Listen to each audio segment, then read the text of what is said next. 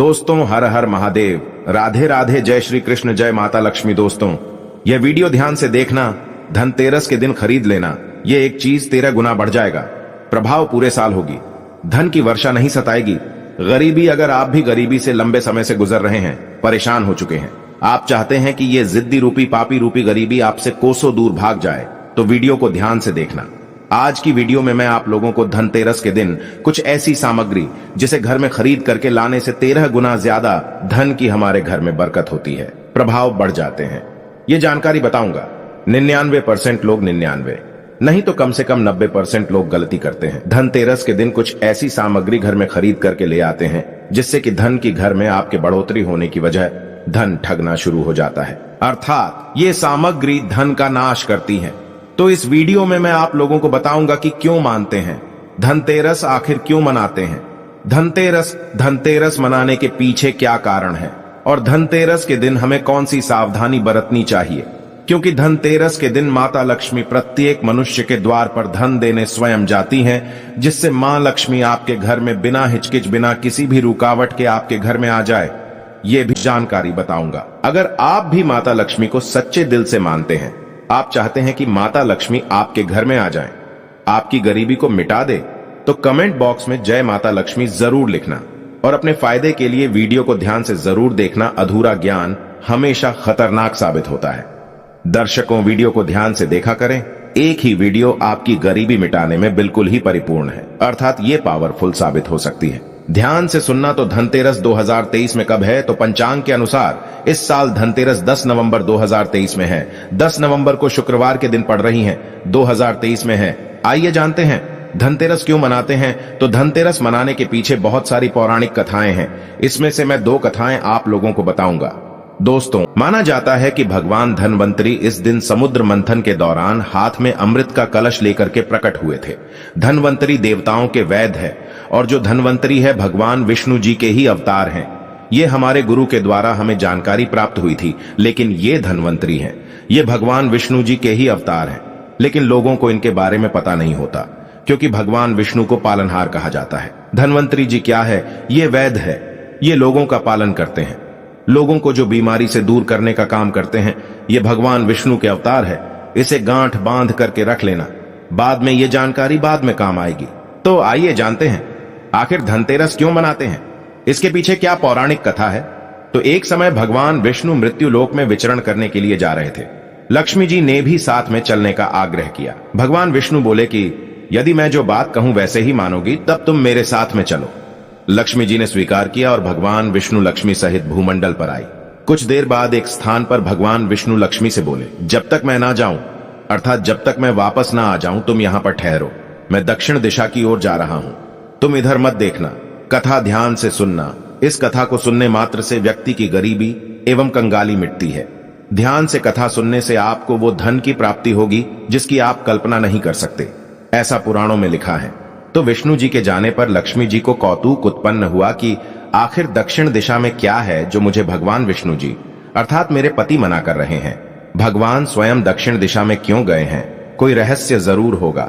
इस प्रकार के जितने सारे मन में क्वेश्चंस ये माता लक्ष्मी के उठने लगे। लक्ष्मी जी से रहा नहीं गया। जैसे ही भगवान ने राह पकड़ी, वैसे ही मां लक्ष्मी भी पीछे पीछे चल पड़ी। कुछ ही दूर पर सरसों का खेत दिखाई दिया, वहां खूब खिला हुआ लहरा रहा था। सरसों का खेत का जो फूल था वे उधर ही चली जहां सरसों के खेत थे, जहां पे भगवान विष्णु जा रहे थे। सरसों की सुगंध से वे मुग्ध हो गई और उसके फूल तोड़ करके अपना श्रृंगार किया, और माता लक्ष्मी जो है आगे चली। दोस्तों, कथा ध्यान से सुनना, यह जानकारी आपको कोई नहीं बताएगा। मैं आप लोगों को इसलिए बता रहा हूं कि कथा ध्यान से सुनने से गरीबी मिटती है, शास्त्रों में लिखा है। दोस्तों, आगे जब माता लक्ष्मी गई तो ईख का खेत मिला, गन्ने का खेत मिला। लक्ष्मी जी ने 4 गन्ने लिए और रस चूसने लगी। उसी क्षण विष्णु जी आए और यह देख लक्ष्मी जी पर नाराज होकर के लक्ष्मी माता को श्राप दिया। मैंने तुम्हें इधर आने को मना किया था, पर तुम ना मानी और यह किसान की चोरी का अपराध कर बैठी, अर्थात जो गन्ने थे 4 गन्ने तोड़ करके चूसने लगी। चोरी कर लिए। अब तुम उस किसान की 12 वर्ष तक सेवा करो, इसे सजा के रूप में स्वीकार करो। दोस्तों, इस प्रकार से भगवान विष्णु जी माता लक्ष्मी को श्राप दिए। ऐसा कहकर के भगवान वहीं से अंतर्ध्यान हो गए, क्षीरसागर को चले गए। अब इधर की कथा को ध्यान से सुनना, इसी में छुपा है हमारे गुण भरा रहस्य। आखिर हम दीपावली क्यों मनाते हैं, धनतेरस क्यों मनाते हैं? तो लक्ष्मी किसान के घर रहने के लिए चली। वहां किसान अति दरिद्र था। जो किसान था बहुत दरिद्र था। लक्ष्मी ने किसान की पत्नी से कहा कि तुम स्नान कर पहले इसे मेरी बनाई लक्ष्मी देवी का पूजन करो। अर्थात लक्ष्मी जी का एक स्वरूप बनाकर के माता लक्ष्मी आई। फिर रसोई बनाना, तुम जो मांगोगे वो मिलेगा। इस प्रकार से माता लक्ष्मी ने किसान की पत्नी को कहा। किसान की पत्नी ने लक्ष्मी के आदेश अनुसार ही किया। पूजा का प्रभाव और लक्ष्मी की कृपा से किसान का घर दूसरे दिन अन्न, धन, रत्न एवं सोना आदि से भर गया और लक्ष्मी से जगमगा होने लगी, अर्थात लक्ष्मी से जगमगाने लगी। लक्ष्मी ने किसान को धन धान्य से पूर्ण कर दिया। किसान के 12 वर्ष बड़े आसानी से कट गए। 12 वर्ष के बाद लक्ष्मी जी जाने के लिए तैयार हुई। विष्णु जी लक्ष्मी जी को लेने के लिए किसान के यहां आए। ध्यान से सुनना तो किसान ने देखिए, जो किसान है उसने माता लक्ष्मी को भेजने से इनकार कर दिया। लक्ष्मी भी बिना किसान की मर्जी से वहां जाने को तैयार नहीं थी, भगवान के साथ जाने को तैयार नहीं थी। तो विष्णु जी ने एक चतुराई की। विष्णु जी जिस दिन लक्ष्मी को लेने आए थे उस दिन वारुणी पर्व था। ध्यान से सुनिए, वारुणी पर्व था। इसीलिए किसान को वारुणी पर्व का महत्व समझाते हुए भगवान ने कहा कि तुम परिवार सहित गंगा में जाकर स्नान करो और इन कौड़ी को भी जल में छोड़ देना। भगवान विष्णु ने कुछ कौड़ी किसान को दिए, जब तक तुम नहीं लौटोगे तब तक मैं लक्ष्मी को नहीं ले जाऊंगा। लक्ष्मी जी ने किसान को 4 कौड़ी गंगा माता को देने के लिए भेंट की। ध्यान से सुनना तो किसान ने वैसा ही किया। वह परिवार गंगा स्नान करने के लिए चले गए। जैसे ही उसने गंगा में कौड़ी डाली वैसे ही 4 हाथ गंगा से निकले और वो कौड़ी ले ली। तब किसान को आश्चर्य हुआ कि वह तो कोई देवी है। तब किसान ने गंगा से पूछा कि हे माता, ये 4 भुजाएं किसकी है, क्योंकि उन्हें भी शंका हो रही थी। तो गंगा जी बोली, हे किसान, ये 4 हाथ मेरे ही है। तूने जो कौड़ी भेंट दी है वो किसकी दी हुई है? किसान ने कहा, मेरे घर जो स्त्री आई है उन्होंने ही दी है। इस पर गंगा जी बोली कि तुम्हारे घर में जो स्त्री आई है वह साक्षात लक्ष्मी है और जो पुरुष है वह भगवान विष्णु है। तुम लक्ष्मी को जाने मत देना, नहीं तो पुनः निर्धन हो जाओगे। यह सुनकर किसान घर लौटा और वहां लक्ष्मी और भगवान विष्णु को बिल्कुल ही दोनों के हाथ पैर पड़ करके बैठ गया और प्रार्थना करने लगा। किसान ने लक्ष्मी जी का आंचल पकड़कर बोला कि मैं तुम्हें जाने नहीं दूंगा। ध्यान से सुनना, और हां, जो व्यक्ति अगर सच्चे मन से जय माता लक्ष्मी लिखेंगे, ऐसे व्यक्ति की यह कथा सुनते ही गरीबी मिटेगी, सभी प्रकार की मनोकामना पूर्ण होंगी। दोस्तों, तब भगवान जो विष्णु हैं, तब भगवान विष्णु ने किसान से कहा कि इन्हें कौन जाने देता है, जो माता लक्ष्मी है इसे कौन जाने देता है। पर ये जो उनका स्वभाव है, चंचलता है, कहीं ठहरती नहीं है, तो इनको जो बड़े बड़े ऋषि महात्मा लोग हैं, बड़े बड़े जो साधु लोग हैं, ये भी रोक नहीं पाते। इनको मेरा श्राप था, इसलिए 12 वर्ष तक तुम्हारी ये सेवा कर रही थी। तुम्हारे 12 वर्ष तक जो सेवा की उसका समय पूरा हो चुका है। किसान हठपूर्वक बोला कि नहीं, अब मैं लक्ष्मी जी को नहीं जाने दूंगा। तुम कोई दूसरी स्त्री यहां से ले जाओ। जी हां, वहां पर किसान जी बोले कि मैं अब माता लक्ष्मी को नहीं जाने दूंगा। तुम कोई दूसरी स्त्री बिल्कुल ही यहां से ले जाओ, मैं इन्हें जाने नहीं दूंगा। तब लक्ष्मी जी ने कहा कि हे किसान, तुम मुझे रोकना चाहते हो तो मैं जैसा कहूंगी वैसा आपको करना होगा। कल तेरस है, मैं तुम्हारे लिए धनतेरस मनाऊंगी। तुम कल घर को लिप पोत करके स्वच्छ करना। ध्यान से सुना, इसी से जुड़ा है धनतेरस का महत्व। तो रात्रि में माता लक्ष्मी ने स्वयं उस किसान को कहा कि तुम कल क्या करना, कल धनतेरस है, मैं तुम्हारे घर खुद धनतेरस मनाऊंगी। तुम कल घर को लिपपोत करके स्वच्छ रखना, रात्रि में घी का दीपक जला करके रखना और शयन काल में मेरा पूजन करना। और एक तांबे के जो कलश है उसमें रुपया भरकर नियमित आपको रखना है। बिल्कुल ही आपको उसमें रुपए भर करके बिल्कुल ही आपको रख देना है। मैं उस कलश में निवास करूंगी। इसीलिए आज भी प्रथा है, आप माता लक्ष्मी की पूजा करते हैं तो बिल्कुल ही 1 रुपए जो है माता लक्ष्मी के स्वरूप चांदी का बना हुआ सिक्का डाल दे।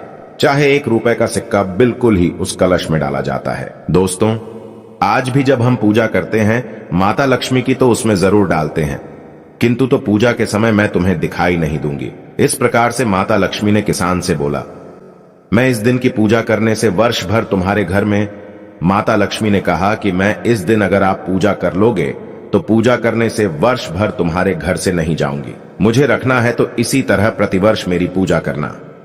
यह कहकर वह दीपकों के प्रकाश के साथ 10 दिशाओं में माता लक्ष्मी फैल गई और भगवान देखते ही देखते वहां से अंतर्ध्यान हो गए। अगले दिन किसान ने लक्ष्मी जी की कथा अनुसार पूजन किया। उसका घर धन धान्य से परिपूर्ण हो गया।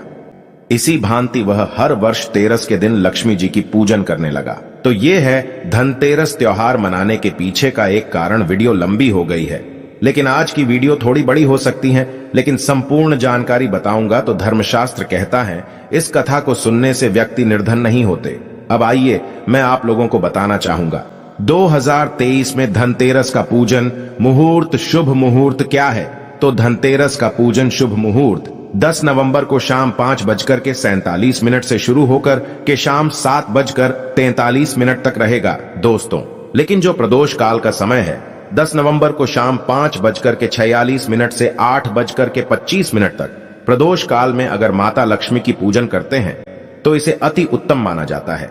एक काम जरूर करना जो लोग चाहते हैं तत्काल उनको फल प्राप्त हो, तो ऐसे व्यक्ति धनतेरस के दिन शयन काल में माता लक्ष्मी को प्रसन्न करने के लिए जितना ज्यादा हो सके श्रेष्ठ उत्तम का पाठ है, ये गुप्त उपाय जरूर करना। दोस्तों चलिए दूसरी कथा बता रहा है।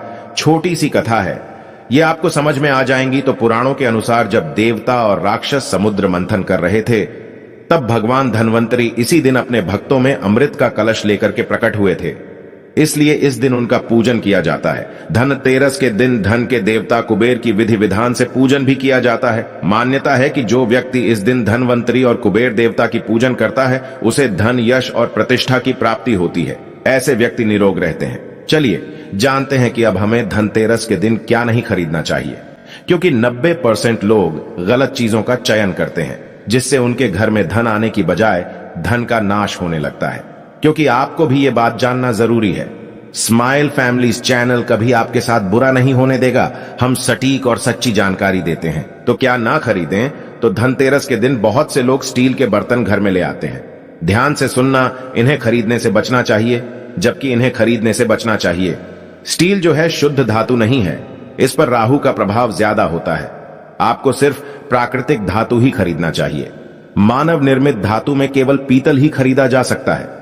अगर आप किसी कारणवश स्टील के बर्तन खरीद चुके हैं तो इसको खाली मत लाना। इसमें चावल भर करके लाना, या पीतल का सिक्का, तांबे का सिक्का या 1 रुपए का सिक्का डाल लाना, तो इसके जो दुष्ट प्रभाव होते हैं समाप्त हो जाते हैं।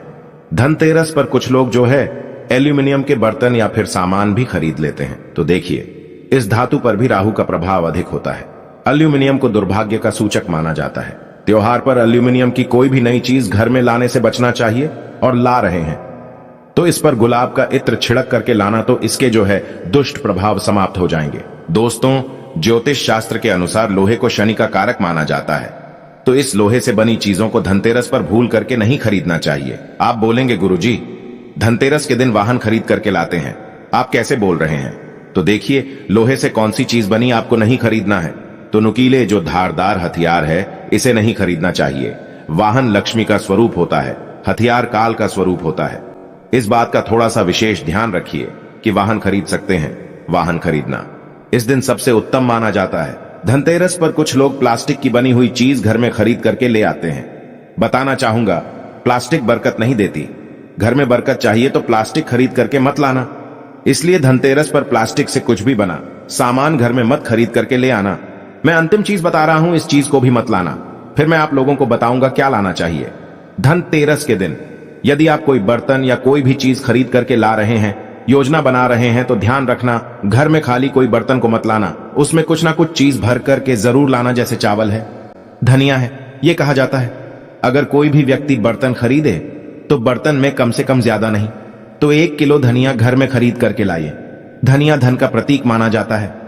आइए इस वीडियो में जानते हैं धनतेरस पर हमें क्या खरीदना चाहिए, क्योंकि ये जानकारी होने पर ही आपके घर में 13 गुना प्रभाव बढ़ेगा। धन आने का जो प्रभाव है 13 गुना बढ़ेगा। कमेंट बॉक्स में फिर से प्रार्थना करूंगा, सच्चे मन से जय माता लक्ष्मी जरूर लिखना।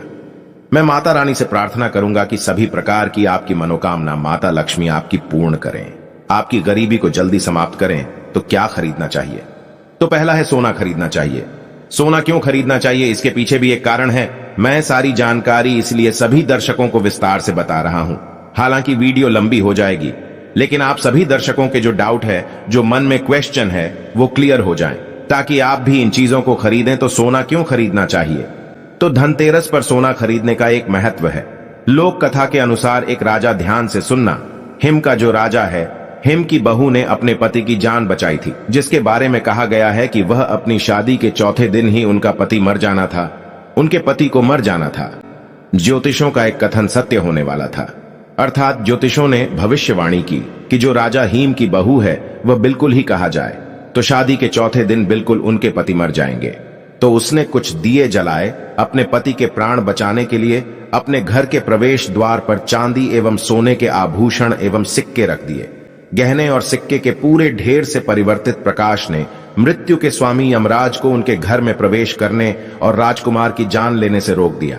कैसे रोक दिया, वो भी ध्यान से सुनना। जब यमराज सांप के रूप में हिम के पुत्र की जान लेने आए तो वहां एक ऐसी चकाचौंध प्रकाश निकला।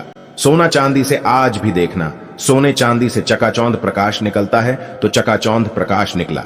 इससे जो है सांप रूपी यमराज अंधे हो गए, अर्थात सांप के रूप में जो आए यमराज थे, परिवार को उनके नुकसान नहीं पहुंचाया, राजकुमार को नुकसान नहीं पहुंचाया, बिना नुकसान पहुंचाए ही वापस लौट गए। दोस्तों, तभी से माना जाता है कि सोना और चांदी अगर कोई भी व्यक्ति धनतेरस के दिन खरीदता है तो ये आपके घर को नकारात्मकता से बचाता है, इसलिए इस दिन पवित्र माना जाता है। सोना चांदी खरीदना, लोग धनतेरस पर सोना चांदी नया बर्तन इसलिए खरीदते हैं ताकि कोई भी उनके घर में बुरी जो शक्ति है वो नजर ना डालें। आने की कोशिश करें तो वो भी चकाचौंध हो जाते हैं, अंधे हो जाते हैं। धर्म लिखित शास्त्रों में लिखा है, क्योंकि धनतेरस और दीपावली के टाइम में घनघोर अंधेरा होता है, काल का वास होता है, इसीलिए हर कोने में दीप जलाए जाते हैं, सोना चांदी खरीदा जाता है ताकि भूत प्रेत का वास ना हो, नकारात्मकता का साया हमारे घर में कभी ना आए। दोस्तों, इस दिन हमें झाड़ू खरीदना चाहिए। मत्स्य पुराण के अनुसार झाड़ू को माता लक्ष्मी का प्रतीक माना जाता है। वहीं वेद संहिता में झाड़ू को सुख शांति बढ़ाने और दरिद्रता हटाने वाली माना जाता है।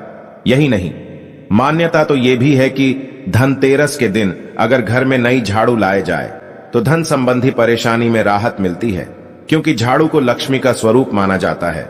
इसे घर के कभी भी मुख्य द्वार पर मत रखना, इसे घर में छुपा करके रखना चाहिए। दोस्तों, धर्मशास्त्रों के अनुसार जो व्यक्ति झाड़ू की जितनी ज्यादा केयर करता है उसके जीवन में उतना ही ज्यादा लक्ष्मी का आशीर्वाद प्राप्त होता है। दीपावली के दिन मंदिर में झाड़ू दान करने की भी परंपरा है। कहा जाता है कि इस दिन झाड़ू का दान करने से घर में लक्ष्मी आती है। कैसे आती है वह हम आपको बताएंगे। देखिए, आपके हाथों द्वारा मंदिर में दी गई झाड़ू यदि कोई पुजारी लगाता है या कोई भी व्यक्ति मंदिर में लगाता है तो इससे आपके घर की गरीबी, दरिद्रता, रोग दोष धीरे धीरे समाप्त होते हैं। आपके घर में माता लक्ष्मी का आगमन होता है। जब जब मंदिर में झाड़ू लगेगी तब तब आपके घर में धन बरसेगा। दोस्तों, इसके बाद है धनिया। देखिए, ऐसी मान्यता है कि जो लोग धनतेरस के दिन सोना नहीं खरीद सकते, पीतल के बर्तन नहीं खरीद सकते, जो लोग ये दोनों वस्तु खरीदने में समर्थवान नहीं है, तो उन लोगों को खड़ा धनिया जरूर खरीदना चाहिए। धनतेरस के दिन भगवान धन्वंतरि के चरणों में धनिया चढ़ाने की परंपरा है। ऐसा माना जाता है कि धनतेरस के दिन भगवान धन्वंतरि को, जो धन्वंतरि हैं, धनिया चढ़ाने से व्यक्ति की सारी बाधाएं दूर होती हैं। व्यक्ति जो है, जो खाट पे पड़ा व्यक्ति है, उसके हाथ से अगर छुआ करके धनिया चढ़ा दिया जाए, धन्वंतरि महाराज को तो उनकी बीमारी ठीक हो जाती है, क्योंकि भगवान धन्वंतरि को जड़ी बूटियों का राजा माना जाता है, बीमारी दूर करने का राजा माना जाता है। इन्हें डॉक्टर कहते हैं, वैद्य कहते हैं। धनतेरस के दिन जो है, पूजा करते समय आपको साबुत धनिया का प्रयोग जरूर करना चाहिए। धनिया के बीज को पीस करके गुड़ के साथ मिला करके एक मिश्रण बना करके नैवेद्य रूप में इसको तैयार करके देवी देवताओं को चढ़ाना चाहिए। मान्यता है कि ऐसा करने से धन का नुकसान घर में नहीं होता। धनिया को संपन्नता का प्रतीक माना जाता है, इसलिए धनतेरस को थोड़ा सा धनिया घर में खरीद करके जरूर लाना चाहिए। आपने जरूर देखा होगा, भगवान कृष्ण को भी धनिये की पंजीरी का भोग लगता है, और भगवान कृष्ण धन्वंतरि का ही रूप है। यह सारे रूप भगवान विष्णु के हैं। और मैं आप लोगों को पिछली वाली वीडियो में भी बताया हूं कि धनतेरस के दिन आपको घर में इत्र लगा हुआ धनिया जरूर छिड़कना चाहिए। इससे लक्ष्मी का आकर्षण होता है, लक्ष्मी खींची चली आती है, ना चाहते हुए भी आपके घर में आना पड़ता है। धनतेरस के दिन लक्ष्मी पूजन के समय धनिया के बीज लक्ष्मी मां को जरूर चढ़ाना चाहिए। पूजा संपन्न होने के बाद किसी बर्तन या बगीचे में इस धनिया को वो देना चाहिए। धनिया के कुछ बीज गोमती चक्र के साथ अपनी तिजोरी में रखने चाहिए। इससे आपके घर में कभी भी धन का अभाव नहीं होता। दोस्तों, हो सके तो इस दिन कौड़ी जरूर घर में खरीद करके लाएं। हम भी कौड़ियां अवश्य लाते हैं। इस चैनल के साथ आप जुड़े रहें तो पीली कौड़ी इसे अति उत्तम माना जाता है। ज्यादा नहीं ला सकते हैं तो कम से कम 5 पीली कौड़ी खरीद करके लाइए और 5 पीली कौड़ी को लाल कलर के छोटे से कपड़े में बांध करके, धनिया थोड़ा सा हो सके तो आप जो है सिंदूर ले लीजिए और इसे धन पेटी में रखिए।